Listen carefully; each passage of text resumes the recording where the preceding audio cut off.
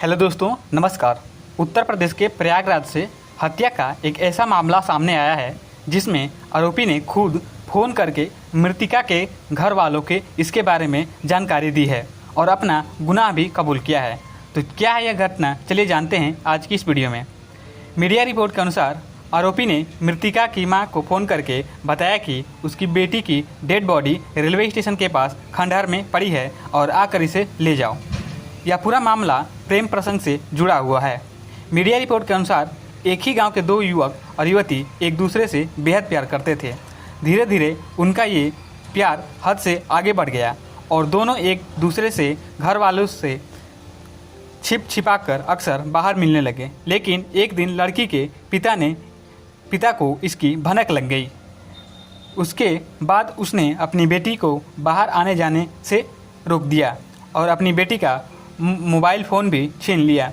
इसके बाद अब दोनों प्रेमी बिछड़ गए। इस बीच लड़के के घर वालों ने भी लड़के की शादी किसी अनजान दूसरी लड़की से कर दी। कुछ दिनों के बाद मामला शांत हुआ तो फिर दोनों एक दूसरे से फ़ोन पर बातें करने लगे। लेकिन एक दिन लड़की को उसके प्रेमी के एक दोस्त ने इसकी जानकारी दे दी। उसके बाद वो अपने बॉयफ्रेंड से खफा हो गई और बात करना बंद कर दिया। कुछ दिनों बाद वह लड़की फिर उसी लड़के से बात करने लगी जिसने ये सूचना दी थी कि उसके बॉयफ्रेंड ने तो शादी कर ली है और वह अब उसे धोखा दे रहा है। अब दोनों अच्छे दोस्त बन गए थे। फिर एक दिन लड़की के पूर्व प्रेमी को इसकी खबर मिली कि वह अब उसके ही एक दोस्त से बात करती है। यह खबर सुनते ही वह पागल हो गया और मौके की तलाश करने लगा।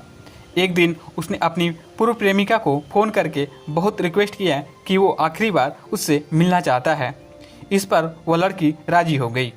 योजना के अनुसार वो दोनों अपने घर से ट्रेन द्वारा एक निर्धारित स्थान पर पहुंच गए।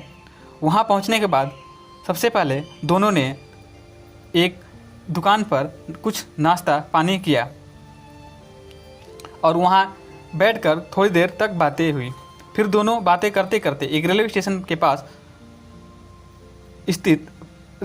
के पास स्थित खंडहर में जा पहुँचे। वहाँ माहौल बिल्कुल शांत था। इस वजह से दोनों वहीं बैठ गए और बातचीत करने लगे।